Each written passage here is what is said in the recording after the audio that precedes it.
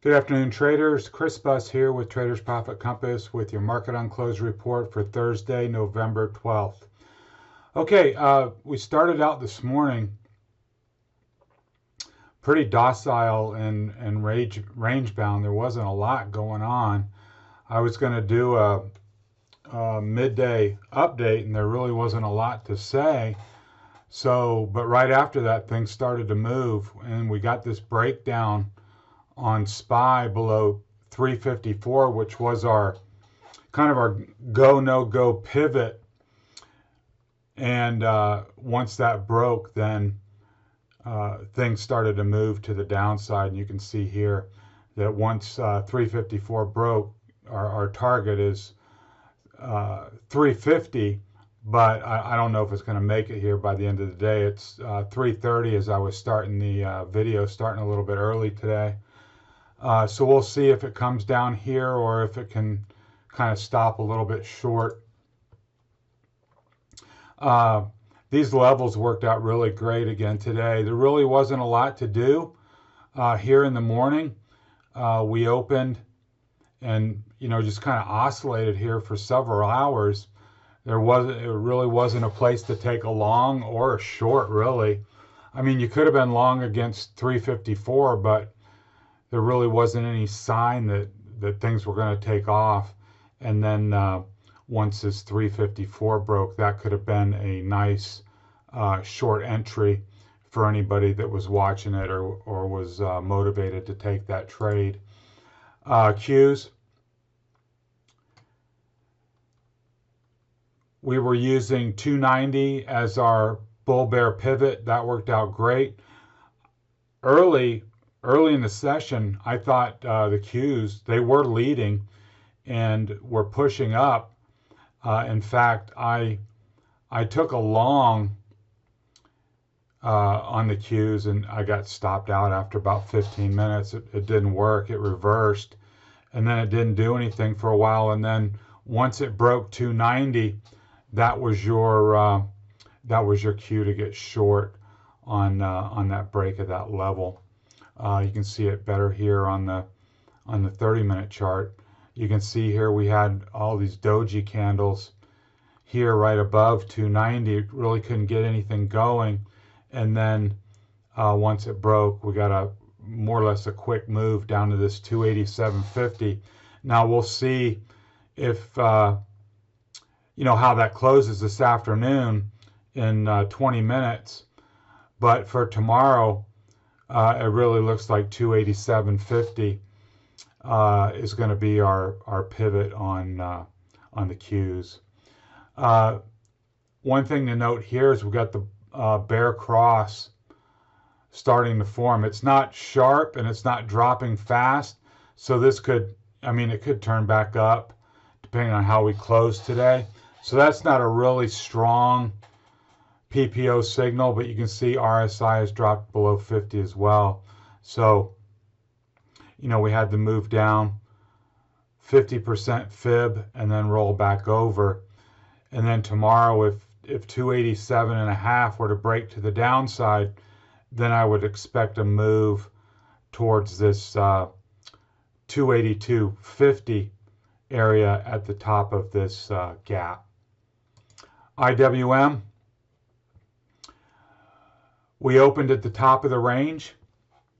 If you were kind of an aggressive trader, you could have taken a short here at near short against 173, and you might have been frustrated for a little while, but pretty soon it started to work. And then your other entry was here at the break of 170. That's where I got short.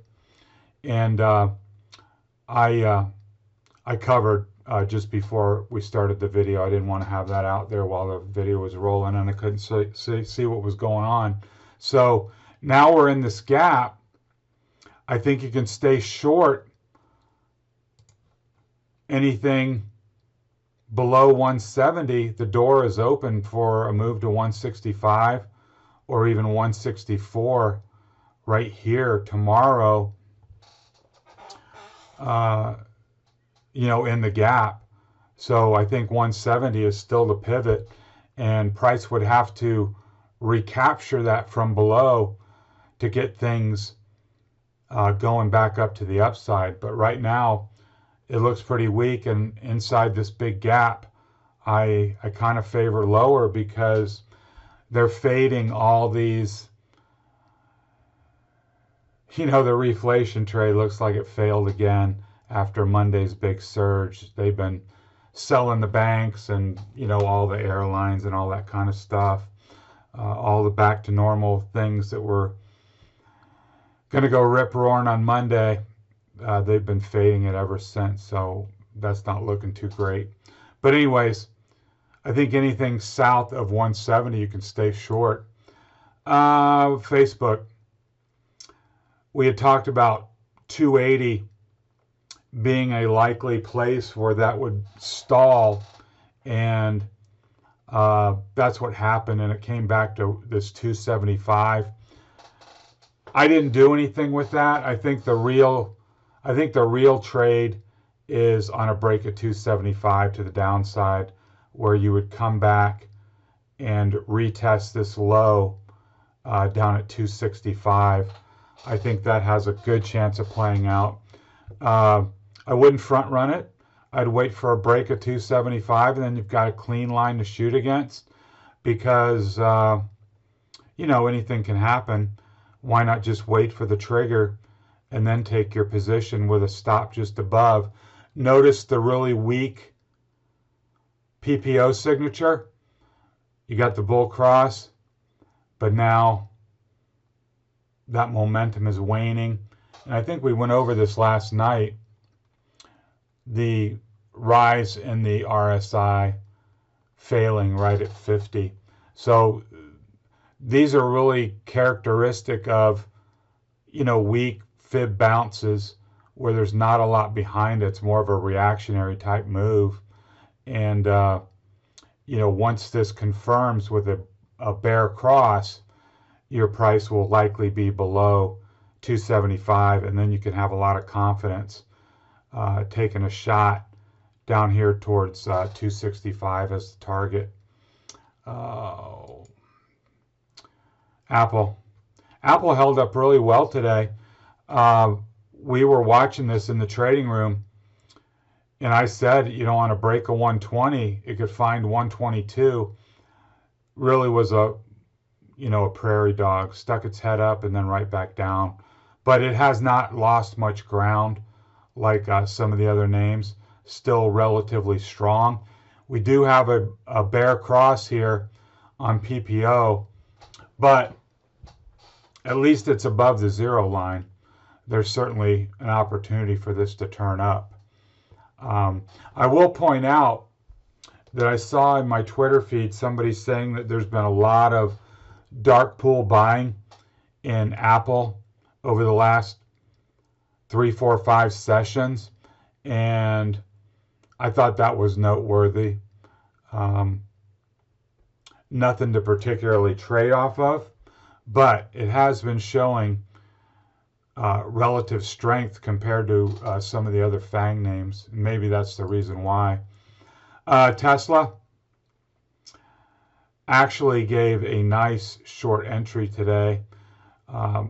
It made an initial push above 420 that turned out to be a head fake, but then on the move back down below, that was your short entry. On a move above 420 that failed, and then moving back down below, and then that was good for $10. So tomorrow it's going to set up for 410 being our pivot. As long as it can hold, our target would be 420. If it fails, I think your target is this 395 again to back test this prior low, and possibly all the way down to 390 actually. So it's going to be important for Tesla to hold 410 tomorrow. Oh, stupid charts. Microsoft looks a lot like Facebook in regards to the momentum profile. came up with a bull cross, but then immediate weakness and rolling over below the 0 line. Same thing with RSI, came up to the 50 line and rolled over. Had a good morning. I mean, had a good push up here, but just got to the 50% fib where it died. I took it short on this break of 117 and covered it just before the video started. So that, I mean, a lunch money trade, not going to get rich off, making $1.50 on, that little trade. But, a trade's a trade. You take your shots where you can, where you've got an objective entry, and then, with your stop just above.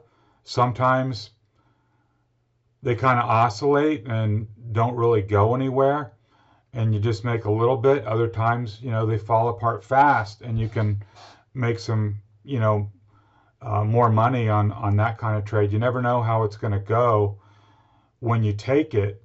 All you can be is objective with your entry and then have your stop. So right now, unless Microsoft can break back above this 117, 117.50 area, I'd have to say it favors the downside, coming back here to 213 and possibly 209.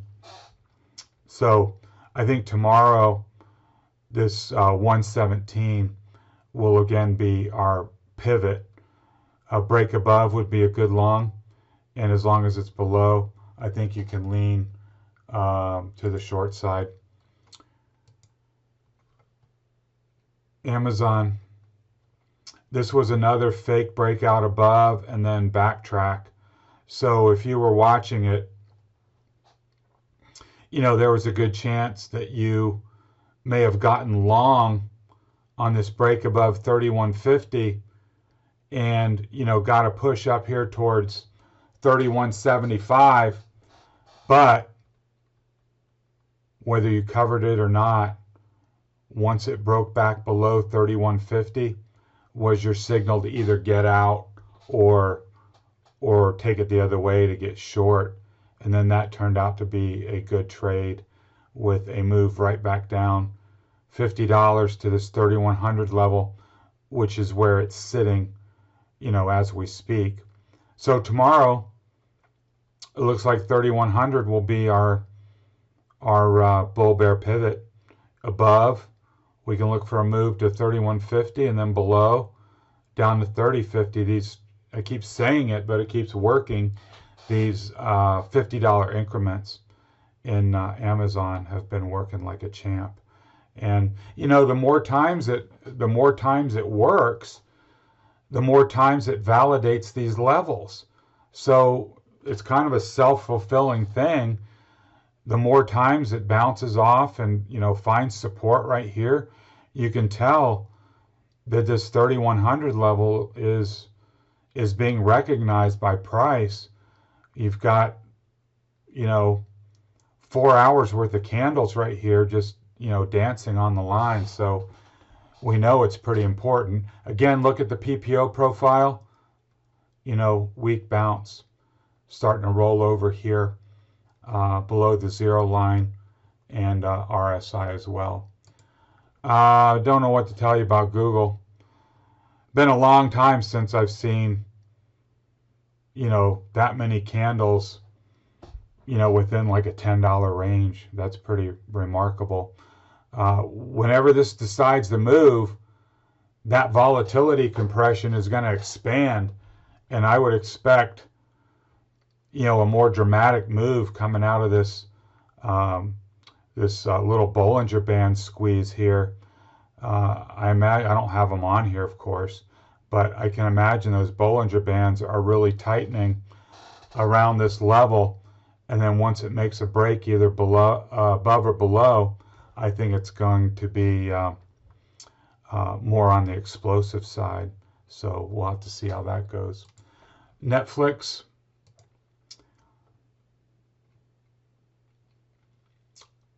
Another fake breakout. had the break above this 494, quickly backtracked, and if you're on top of it, were motivated, recognize that fake breakout and back into the range, that would have been a good short entry against 494, and you got $14 out of it, if you covered, exactly at the low. I mean, even if you got $10 out of it, that was a nice trade. Got a bounce off support and then rejected at resistance again. So, again, these lines, these levels are working well, and now it looks like it's moving lower into the close. We're about 10 minutes from the close right now. So tomorrow, the key levels will be 480 and this 487.50, above and below for bullish or bearish bias. KRE, yeah, that's a live chart. I sent out a trade that I was taking a 1 week November 45 puts on this breakdown. Now, if it breaks back into the range, just take it off. It should stay below now. If it's going to go lower, should not come back into the range. So just taking a chance right here that once we got this breakdown, that there'll be some follow through into this really big gap. So hopefully that'll pan out. But if not, just take it off if it breaks back above. And BABA, is this a live chart? Yeah, it is.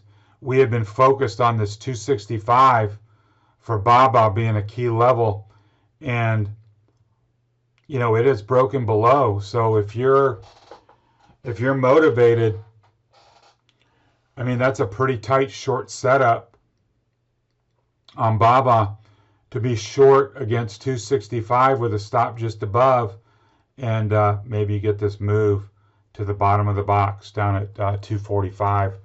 That would be my favored scenario. Of course, anything can happen. You can get a reversal and get stopped out, but you got to play the odds. And now that it actually already did bounce. It bounced yesterday, came back up here to the low 270s and closed back on the line, and again tried this morning up into the 270s and failed.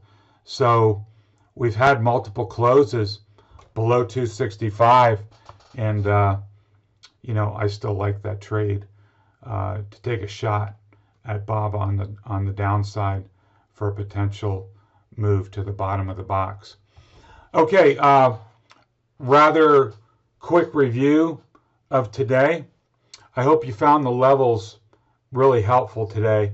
I know the day was a little slow getting off the mark, but there were some decent little trades today, and I think the levels were quite helpful.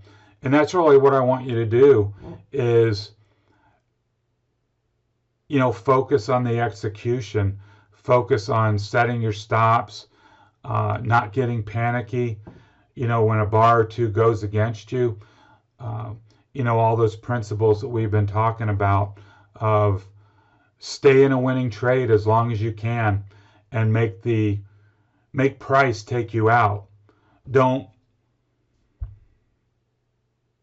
take yourself out of the trade. Make price take you out, and that way you'll know that you had an objective reason to exit, because things can keep going farther than you think. And have your targets, know where you're going to get out before you get in, those kind of principles. All those execution themes make all the difference, and I have a lot of confidence in my levels, and I think by now you should too. So trust them and then react off them and watch price react off them, and I think your trading will improve greatly if you do that. So if you're new to the channel and you like what you've heard, please hit the subscribe button and the alarm bell, and you'll get notified of all my new content. And over in the show notes are convenient links to the blog site where you'll find informative articles that'll help in your trading, and a link to register for my content. And you'll get an invite link to the trading room, and you'll get an email every time I publish content. And that way you won't miss a beat, and you'll stay on top of the markets and how I see things. So I hope that'll be helpful to you. So have a good rest of your evening. Let's see how they close it, and we'll tackle it first thing in the morning like we always do. This has been Chris Butts with Traders Profit Compass. Talk to you next time.